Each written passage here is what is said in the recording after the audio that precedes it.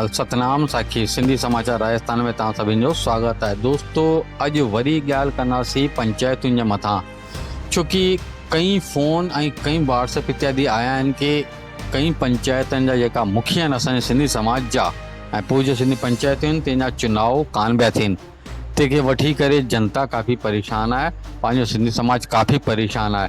ऐं इहा ॻाल्हि अभी तो खाली जयपुर जी कान आहे, पूरे भारत जे अंदरि इहो सिस्टम ॾाढो डगमाए अॻकायल आहे कि पूरे हिंदुस्तान में जॻह जॻह ते असांजा झूलेलाल साहिब जा मंदिर आहिनि ऐं उते मंदर आहिनि त पोइ सिंधी पंचायतूं बि आहिनि।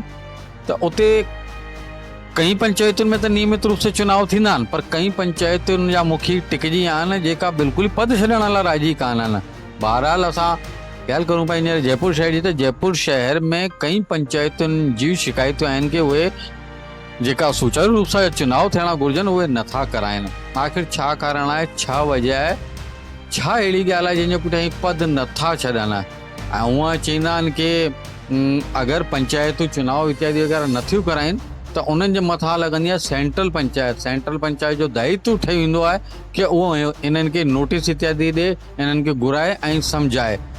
लेकिन दोस्तों, हिते त सेंट्रल पंचायत जो बि मामिलो इहो ई लॻो पियो आहे। कुझु मुंहिंजो व्यक्तिगत मञणु इहो आहे, मुंहिंजो पंहिंजो मञणु ई आहे कि जेॾी महिल कुएं में ई भांग पियल आहे त नंढे नंढे मटकनि खे त छा चइजे, अर्थात केरु कंहिंखे कीअं चए।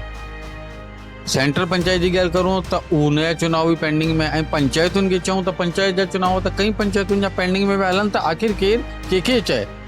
इन कश्मकश जे विच में अॼु असांजो सिंधी समाज बुरी तरीक़े सां पिसजल आहे। जेकी सुविधाऊं उन्हनि खे मिलणियूं घुरिजनि मंदिर जी तरफ़ां, जीअं जेॾी महिल को मंदिर इत्यादि ठहींदो आहे झूलेलाल जो, त हर हिकु नंढे खां वॾे माण्हू जो चंदो लॻंदो आहे जंहिंसां कि उहो मंदरु तयारु थींदो आहे। तंहिंमें हॉल इत्यादि गार्डन सभु थींदा आहिनि।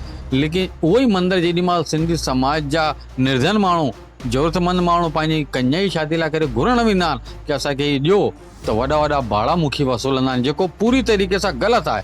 छोकी उहो उन्हनि जी निजी संपत्ति कान्हे, उहा उन्हनि जी निजी संपत्ति कान्हे। त समाज वारा काफ़ी निराश थी वेंदा आहिनि। इहा बिल्कुलु ग़लति ॻाल्हि आहे। सिंधी समाचार राजस्थान हिन जो ऑब्जेक्शन थो खणे, जीअं कि पहिरीं बि हिकु दफ़ा असां खयो होसीं कि पगड़ियुनि ते जेका मंदर जे अंदरि पैसा था वठनि, धर्मशालाउनि जा पैसा था वठनि, जंहिंजे लाइ करे असां पहिरीं बि ख़बर लॻाईसीं कि ग़लति आहे, पूरी तरीक़े सां ग़लति आहे।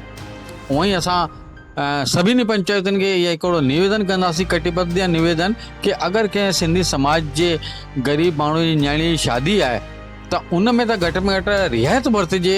हिकिड़ो जेको बिल्कुलु नॉमिनेटेड शुल्क थींदो आहे, जेको बिल्कुलु घटि में घटि लॻी सघे थो, उहो लॻाइणो घुरिजे। ऐं पूरी पंचायत खे उन पंहिंजे ग़रीब सिंधी परिवार जो तन मन ऐं धन सां सहयोग करणो घुरिजे। बहरहाल दोस्तों, इहा समस्या ॾाढी वॾी आहे। आख़िर समाज खे जाॻणो पवंदो ऐं एकजुट थियणो पवंदो। एकजुट थी करे इहे जेका मुखी जेका बिल्कुलु ई कुर्सियुनि खां चुकी आहिनि, लहण जो नालो नथा वठनि, त उन्हनि लाइ करे को न को उन्हनि खे कानूनी प्रक्रिया अपनानी पवंदी, तॾहिं वञी करे को हिननि जा दिलि दिमाग़ कम में ईंदा।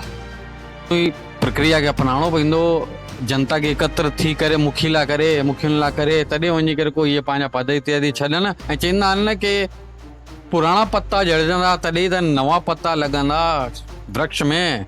छो कान था सम्झनि इहे मुखी माण्हू? थी थो सघे अचण वारा नया मुखी को हिननि खां बहितर कमु कनि ऐं समाज कल्याण हेतु को नओं कमु कनि ऐं सुठो कमु कनि। बहरहाल दोस्तों, अॻिले वीडियो जे अंदरि असां तव्हांखे ॿुधाईंदासीं कि उहे अहिड़ियूं कहिड़ियूं पंचायतूं आहिनि जंहिंजा मुखी पंहिंजा पद छॾण लाइ करे राज़ी कान आहिनि। त ॾिसंदा रहो सिंधी समाचार राजस्थान। जय श्री झूलेलाल।